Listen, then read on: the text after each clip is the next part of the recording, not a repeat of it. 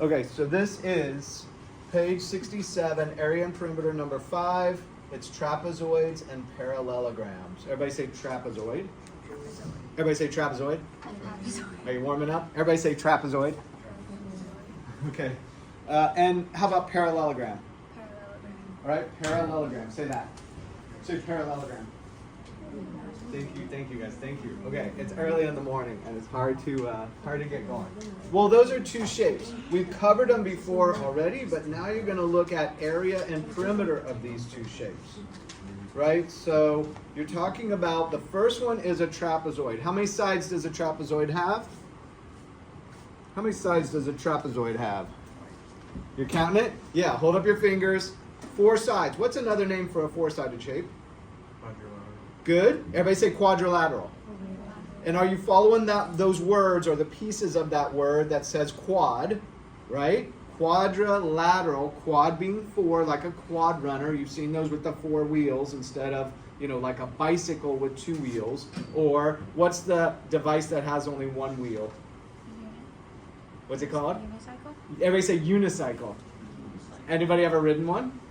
It would be rare that you did. Have you? You can ride one? They take a while to learn. I learned when I was a kid. I doubt I could do it now. But interesting. But that's part of the name, right? Those names help you. If it's a quadrilateral, it helps your brain understand what you're talking about because the pieces of the word make sense to what the whole word means. So here's a trapezoid, and I have 2 different colors because one marker's running out. The colors don't necessarily mean anything.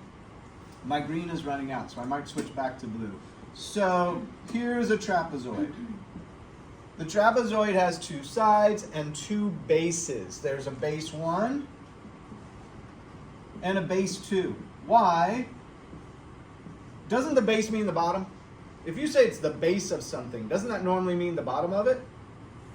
So it makes sense that this is called the base because it's on the bottom of the shape. Why would you call this a base also? Why do you think they call that a base also?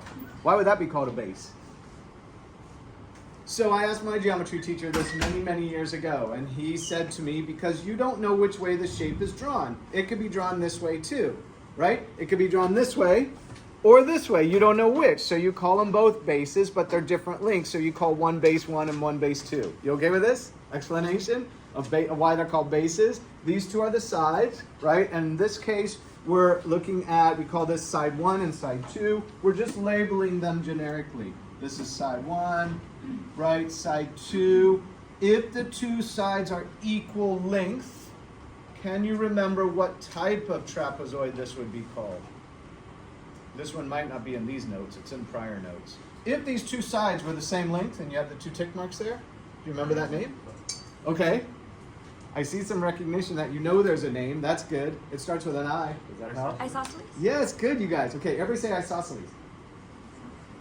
That's not so easy of a word, right? It comes from prior language in another time, and that's why isosceles in a lot of the language of geometry seems so weird because it's from 2,000 years ago, all right? And we don't use it every day, so your brain doesn't always compute with those names.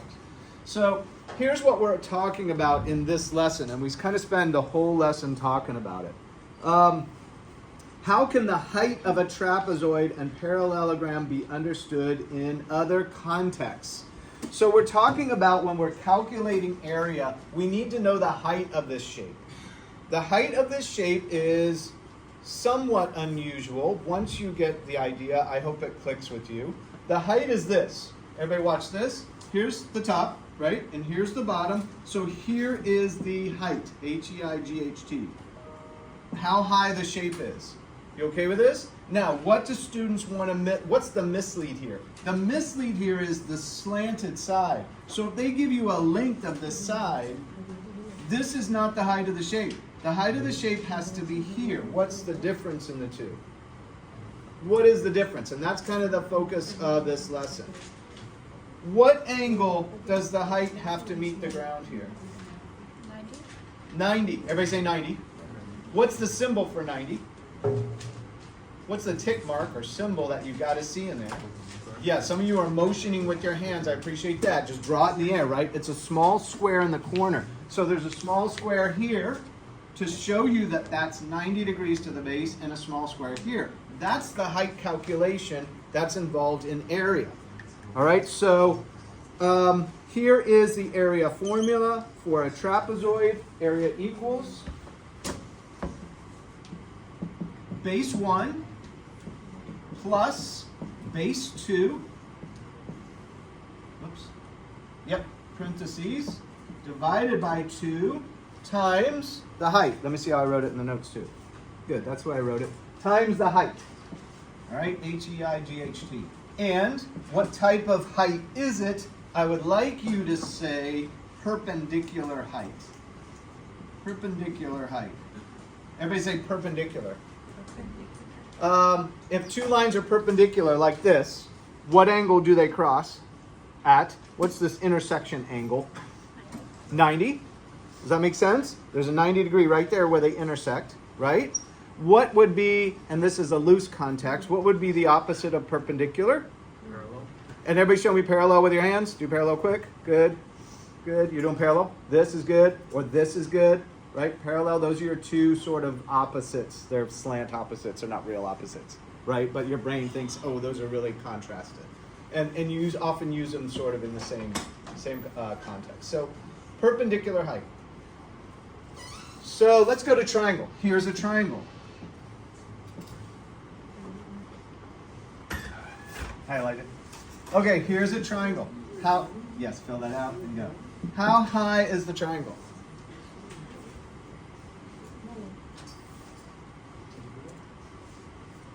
How high is the triangle? Everybody looking at the board? Are you looking at the board? How high is the triangle? Is this the height of the triangle here? Like if this were a certain length, would that be the height of the triangle? The answer is no. Would this be the height? No. Right? What we need to do is extend some lines this way and this way so we can examine the height in a perpendicular context. Right? We need to know the perpendicular height of this thing. So, height of trapezoid, perpendicular height. Height of triangle, perpendicular height. And do we drop in the area of this? No, because it's in one of the other lessons. But just for context, let's say area equals 1/2 base times height. Right? And so the base is this length here. This is the base. And the height is this one here. And it is the perpendicular height that you're talking about. Perpendicular. There we go. I wish the words were shorter in geometry because it takes me too long to write. And now we're talking about parallelogram. So for whatever reason, let's switch to here's a parallelogram like this. Also a quadrilateral. There it is. What do I drop in? I drop in that this is parallel to this one. So there's 2 tick marks, or one each, that correlate to each other. There's tick marks here, 2 of them that correlate to this one because these 2 are parallel. So parallel here, parallel here. This one is called a base. And when we're talking about height, is this slanted length the height? Nope. Same thing we're going for here. We're going for this idea that there's, and because I'm running out of room, I'm gonna sort of squish things up here. You've got this dimension, it's 90 degrees, 90 degrees, it's the perpendicular height for both of these. And so area equals simply base times height. And sometimes students go, I don't quite understand that. Isn't that the same as for a rectangle? Yes, base times height is the same for a rectangle. But look at this. Do you see this triangle right here? See if I put a dashed line here and here's a triangle. If I pick this up and move it right here and drop it in, you see it there? What shape does this now make? This makes a rectangle. So even for a parallelogram, base times height works as long as you're using the perpendicular height. And then one last context, maybe to help drill into your mind the idea of perpendicular height. All right, here's my best shape. Are you watching? It goes like this. Okay, what am I trying to draw?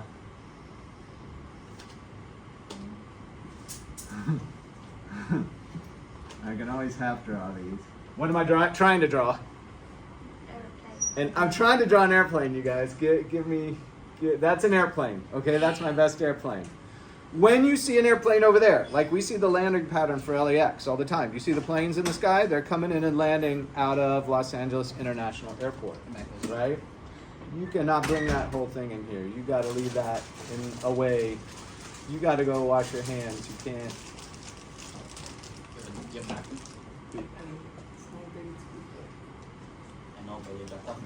Okay, you're interrupting our lesson, so sit down for a second and let me talk to you later. Okay, so you look up the airplane, it's over there. See how my arm's like this, right? Is that the height of the airplane? You see it way over there. Is that distance the height of the airplane? And now I'm going to really draw over everything. Say you're a person way over here. This is us. All right? And we're looking here. Is this distance the height? Is this distance the height? No. That's how far away we are from the airplane. We're that far. Maybe it's several miles away from the airplane, right? But what we're looking for is the height of the airplane. Where do we have to be standing to get the actual height of the airplane? We got to be standing right here, right? Which is directly below the airplane. And because this has to be 90 degrees, and if this is the ground, this has to be 90 degrees. And I'm standing in the ground, so I meant to be up on the ground here, not in the ground. Okay, do you get the idea? And what's the name of this? For geometry, it's perpendicular height. For airplanes, what's the name of it? Altitude. And everybody say altitude. This is the altitude. That's what I want you to think of when you're thinking about the height of these shapes and area and perimeter, right? Use this idea of altitude to go, hey, just because I'm way over here and I'm looking at this angle up, that's like the distance from the airplane. If the airplane were here, right, and I'm here, that's not the altitude. The altitude's somewhere right in the middle here and here, 90 degrees and 90 degrees, perpendicular height. So, vocabulary. Height of a trapezoid or a parallelogram is the altitude. Altitude is the height, what did I write, of an airplane, and it is perpendicular to the ground and the airplane.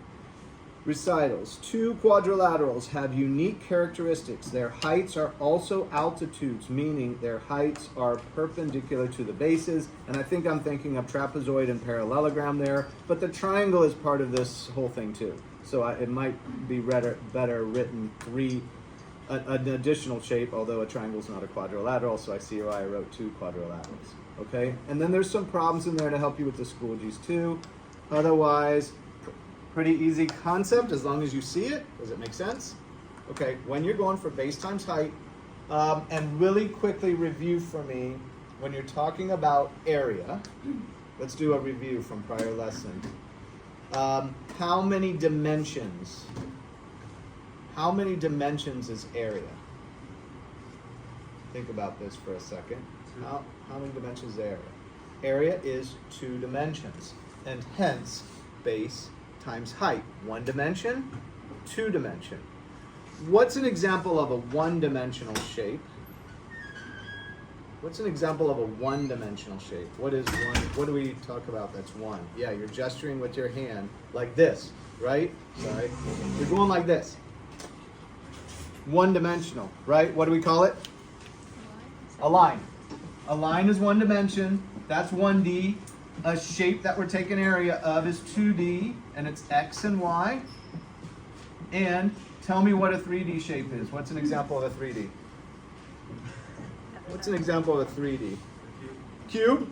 Cube looks like this. 1 square, another square, and connect the corners. The other thing could be a 3D prism, like it's a rectangle and a rectangle. Connect the corners, like a cylinder, right, would be a 3D shape. Why? Because the shape is now going through the 3rd dimension. It's coming out at you in that 3rd dimension, like the 3D movie that hovers out in space. Okay, you okay with this? Okay, Leah, stop that. Hit stop on that.